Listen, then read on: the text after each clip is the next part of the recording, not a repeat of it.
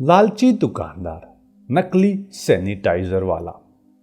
हल्दीलाल नाम का एक दुकानदार था जिसकी यूपी के गांव पालकपुर में किराने की दुकान थी। हल्दीलाल चावल और दाल में कंकर मिलाकर बेचता था गांव वालों को। ऐसा करके उसने काफी पैसा कमा लिया था और जब कोई ग्राहक उसके सामान की शिकायत करता तो वो उस पर चिल्लाता था और गांव के भोले लोग उससे चिल्लाता देख चुपचाप रह जाते थे। हल्दीलाल की बीवी ये सब जानती थी। उसके बार बार समझाने पर भी हल्दीलाल मिलावट और नकली माल बेचने का धंधा छोड़ने को राजी नहीं था। यहां तक कि अपनी बीवी शांति देवी को भी बुरा भला कहता था और एक ही बात कहता था कि मुझे सिर्फ पैसा कमाना है, फिर चाहे कोई जिए या मरे मुझे कोई परवाह नहीं। हल्दीलाल की बीवी हमेशा की तरह एक ही बात बोलती थी कि तुम्हारी करनी की सजा मेरे बेटे को भुगतनी पड़ेगी।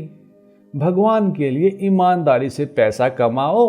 मगर हल्दीलाल को सिर्फ पैसे से मतलब था। पैसा ही उसके लिए भगवान था। लॉकडाउन में जब सरकार ने प्रचार किया कि कोरोना से बचने के लिए सैनिटाइजर से बार बार हाथ धोएं, तो बाजार में सैनिटाइजर की मांग एकदम बढ़ गई। हल्दीलाल को लगा कि यह सही मौका है मोटा माल कमाने का। उसने दुकान के पीछे ही नकली सैनिटाइजर बनाना शुरू कर दिया और दुकान पर बेचने लगा। हल्दीलाल नकली सैनिटाइजर से खूब पैसा बना रहा था। तभी एक दिन हल्दीलाल का लड़का बिट्टू दुकान पर आया और उस नकली सैनिटाइजर को अपने इस्तेमाल के लिए ले गया। और बिट्टू उस सैनिटाइजर को असली समझकर इस्तेमाल करने लगा। कुछ ही दिन में बिट्टू में कोरोना के लक्षण दिखने लगे और उसे इलाज के लिए हॉस्पिटल में भर्ती करवाना पड़ा। जब हल्दीलाल की पत्नी को पता लगा कि बिट्टू ने नकली सैनिटाइजर इस्तेमाल किया है तो वो पुलिस के पास गई और सारी बात पुलिस को बताई। हल्दीलाल को सजा हुई और भारी जुर्माना लगा। कुछ दिन बाद हल्दीलाल का बेटा बिट्टू ठीक होकर घर आ गया। लालची टैक्सी ड्राइवर। छोटा नट नाम का टैक्सी ड्राइवर जो दिल्ली के कश्मीरी गेट पर टैक्सी चलाता था। ये ड्राइवर बड़ा लालची था। लॉकडाउन में जब पूरे देश में बसें और ट्रेनें बंद थी तो इस लालची ड्राइवर छोटा नट के दिमाग में एक आइडिया आया कि क्यों ना इस लॉकडाउन के मौके का फायदा उठाऊं और पैसे बनाऊं। लॉकडाउन में पूरी देश में बसें और ट्रेनें अचानक बंद हो जाने से बहुत से लोग अपने अपने घर जाने के लिए मुंह मांगा पैसा देने को तैयार थे। मगर समस्या ये थी कि लॉकडाउन में पुलिस सरकारी पास के बिना गाड़ियों को जाने नहीं दे रही थी। तभी छोटा नट ने इस समस्या का हल निकाल लिया और सरकारी पास बना लिया, ये कहकर कि मेरे पिताजी का देहांत हो गया है और उनके अंतिम संस्कार पर जाना है। इस प्रकार छोटा नट को सरकारी पास मिल गया जिससे वो एक स्टेट से दूसरे स्टेट में जा सकता था और इस प्रकार उसने प्रवासी मजदूरों से मुंह मांगे पैसे लेकर उनको उनके घर तक छोड़ दिया, जो कि बहुत ही गलत काम था ऐसे वक्त में जहां पूरे देश में एक बड़ी मुसीबत आई हुई थी। जिस वक्त पूरे देश में तालाबंदी थी जिससे सबके काम धंधे ठप थे, उस वक्त अकेला छोटा नट ही था जिसका बिजनेस मोटा मुनाफा कमा रहा था। बेईमानी का पैसा आने से छोटा नट काफी घमंडी हो गया था।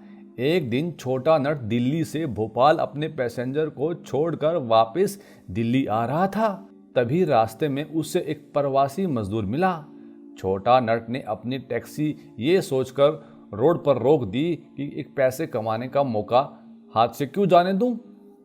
छोटा नट ने प्रवासी मजदूर से पूछा, कहाँ जा रहे हो भाई? मजदूर बोला, भैया यूपी जाना है। छोटा नट बोला, 10,000 लगेंगे, मैं तुम्हें तुम्हारे घर छोड़ दूंगा। मजदूर बोला, अरे भाई मेरे पास जो पैसे थे वो तो खाने पीने में ही खर्च हो गए, अब मेरे पास कुछ नहीं बचा है।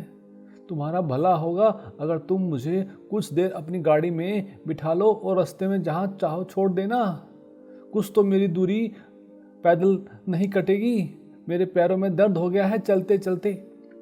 छोटा नट बोला, फ्री में तो मैं तुम्हें अपनी टैक्सी में घुसने भी नहीं दूं, पैसे हैं तो बोलो। मजदूर बोला, भाई मेरे पास एक भी पैसा नहीं है। छोटा नट बोला, अगर तेरे पास पैसा नहीं है तो तू मेरे किसी काम का नहीं। ये कहकर अपनी टैक्सी वहां से लेकर चल पड़ता है।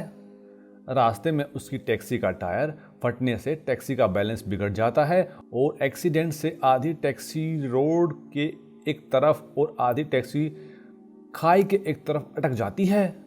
हालत ऐसी हो जाती है कि अगर छोटा नट टैक्सी से बाहर निकला तो टैक्सी सीधी खाई में गिर जाएगी। छोटा नट घबरा जाता है और भगवान से प्रार्थना करता है, हे भगवान मुझे बचा लो। छोटा नट मदद के लिए खूब आवाज़ लगाता है मगर कोई भी उसकी मदद नहीं करता। तभी वहाँ प्रवासी मजदूर आता है और छोटा नट उससे कहता है, भाई भाई मुझे बचा लो, अगर मैं टैक्सी से कूद गया तो ये टैक्सी नीचे खाई में चली जाएगी। मैंने तुम्हारी मदद नहीं की तो भगवान ने मुझे ये सजा दी, तुम मेरी मदद कर दो भाई। मजदूर बोला, घबराओ नहीं भाई, मैं रास्ता निकालता हूँ। उसने एक रस्सी से 2 बैलों को बांधकर टैक्सी को रस्सी से जोड़ दिया और फिर बैलों को टैक्सी खींचने के लिए आवाज़ निकाली।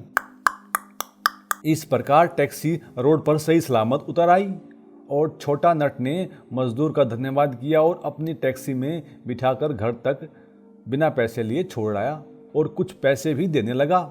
मजदूर ने पैसे लेने से मना कर दिया। छोटा नट बोला, भाई ये पैसे ले लो, मैंने लोगों की मजबूरी का फ़ायदा उठाकर कमाए हैं, तुम ये पैसे रख लो, तुम्हारे काम आएंगे।